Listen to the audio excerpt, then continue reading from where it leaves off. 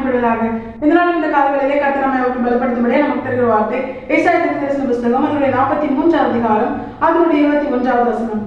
இந்த ஜனத்தை எனக்கென்று ஏற்படுத்தினேன், இவர்கள் என் துதியை சொல்லி வருவார்கள். கர்த்தருடைய பரிசுத்த நாமம் மயப்படுவதாக. இந்த வசனத்தை கொண்டுதான் தேவஜனங்களாகி நம்மை இன்று அவருக்கு பலப்படுத்துகிறார். இந்த வசனம் ஒரு பிரதானமான காரியத்தை நமக்கு காண்பித்து தருகிறது. நானும் நீங்களும் எதற்காகவும் அல்ல, கர்த்தருக்காக ஏற்படுத்தப்பட்டவர்கள். நம்மை கர்த்தர் தமக்காகவே உருவாக்கினார். இதை உணர்ந்திருந்தோமே ஆனால் நாம் செய்கிற காரியம் என்ன தெரியுமா? நாம் அவரை துதிக்கிறவர்களா இருப்போம்.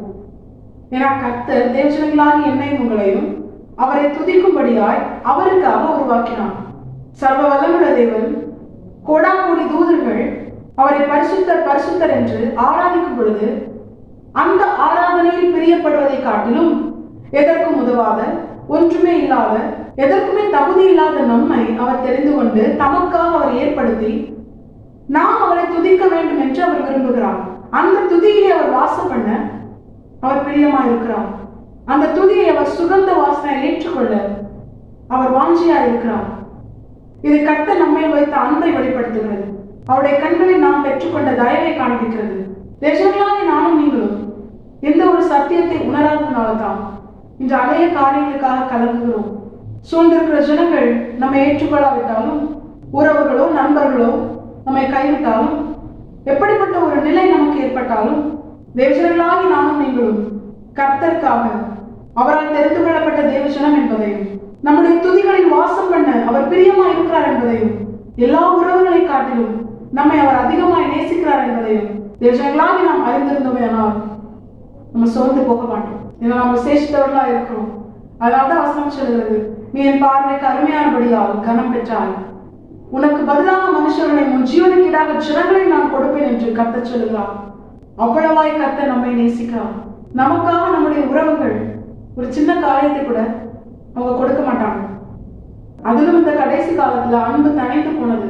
அப்படிப்பட்ட எல்லாரும் தள்ளப்பட்ட நிலையில் இருக்கிற நமக்காக நம்மை அவர் தெரிந்து கொண்டதுனால, நாம் அவருடைய பார்வைக்கு அருமையா இருப்பதனால, அவரால் கனப்படுத்தப்பட்ட தேவஜனங்களால் அவர் நம்மை மாற்றினதுனால நமக்காக அவர் ஜனங்களையும் மனுஷர்களையும் ஒப்பு கொடுப்பாராம்.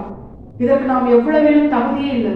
இவ்வளவு மேலான காரியங்களை அவர் நமக்காக செய்கிறாரே ஆனால் அவர் எவ்வளவாய் நம்மை நேசிக்கிறார். அவர் எவ்வளவாய் நம்மை விசேஷித்தவர்களாய் பார்க்கிறார். இது அவருடைய கண்களில் நமக்கு கிடைத்த கிருபை. இதை காட்டிலும் ஒரு மேலான பாக்கியம் எதுவுமே கிடையாது. இது நமக்கு போதும். இதை தேவஜனங்களாகி நாம் உணர்ந்திருக்க வேண்டும். அப்படி உணர்ந்திருந்தோமே ஆனால் உலக வாழ்க்கையில, உலக காரியத்துல நடக்காத காரியத்துக்காகவும், பிரச்சனைக்காகவும், போராட்டத்துக்காகவும், நெருக்கத்துக்காகவும் நம்ம என்ன பண்ண மாட்டோம்? சோர்ந்து போய் கர்த்தரை துதிப்பதை விட்டு நாம் பின்வாங்க மாட்டோம். ஏன்னா கர்த்தர் நம்மை அதற்காக தான் ஏற்படுத்தினார்.